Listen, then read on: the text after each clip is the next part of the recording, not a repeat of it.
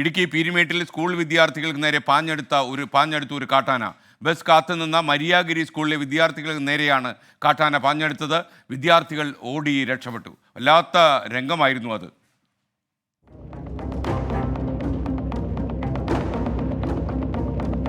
ഇപ്പോൾ കാണുന്നത് കൂടുതൽ വിവരങ്ങളുമായി സ്കൂൾ കുട്ടികൾക്ക് പിന്നാലെ കാട്ടാന പാഞ്ഞെടുത്തു എന്നുള്ള പേടിപ്പെടുത്തുന്ന ദൃശ്യമാണ് നമ്മളിപ്പോൾ പുറത്തുവിടുന്നത്. ഇടുക്കിയിലെ മരിയാഗിരിയിൽ നിന്നുള്ള ദൃശ്യങ്ങളാണ് പ്രേക്ഷകർ ഇപ്പോൾ കാണുന്നത്.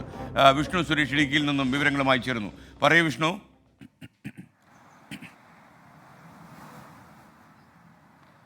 എസ്കേൻ, ഇന്നലെ വൈകിട്ടായിരുന്നു സംഭവം. മരിയാഗിരി സ്കൂളിലെ വിദ്യാർത്ഥികൾ വീട്ടിലേക്ക് പോകുന്നതിന് വേണ്ടി ആ ടൗണിൽ ബസ് കാത്തു നിൽക്കുകയായിരുന്നു. ഈ ടൗണിനോട് ചേർന്ന് ഒരു വനമേഖലയുണ്ടായിരുന്നു. ഈ വനമേഖലയിൽ നിന്നാണ് കാട്ടാന വിദ്യാർത്ഥികൾക്കിടയിലേക്ക് പാഞ്ഞെടുത്തത്. ആ ദൃശ്യങ്ങൾ വലിയ നടുക്കമുണ്ടാക്കുന്നതാണ്. പിന്നാലെ ഈ കാട്ടാന ആ ദൂരെ നിന്ന് വരുന്നത് കണ്ടപ്പോൾ തന്നെ വിദ്യാർത്ഥികൾ ഓടി മറ്റൊരു കോമ്പൗണ്ടിൽ കയറി.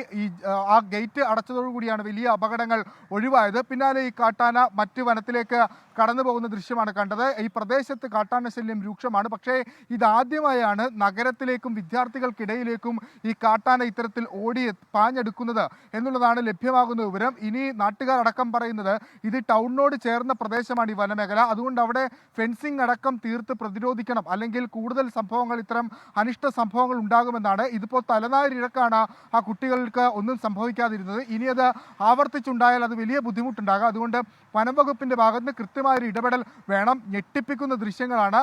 വൈകിട്ടോടുകൂടി, അതായത് സൂര്യൻ പോകാത്ത ഘട്ടത്തിൽ, സാധാരണഗതിയിൽ രാത്രിയൊക്കെ ഇത്തരം ആക്രമണങ്ങൾ നമ്മൾ കണ്ടിട്ടുണ്ട്, കാട്ടാന പാഞ്ഞെടുക്കുന്നത്. ഇതാ വൈകിട്ടാണ് ഈ കുട്ടികൾക്ക് നേരെ ഈ കാട്ടാന പാഞ്ഞെടുത്തത്.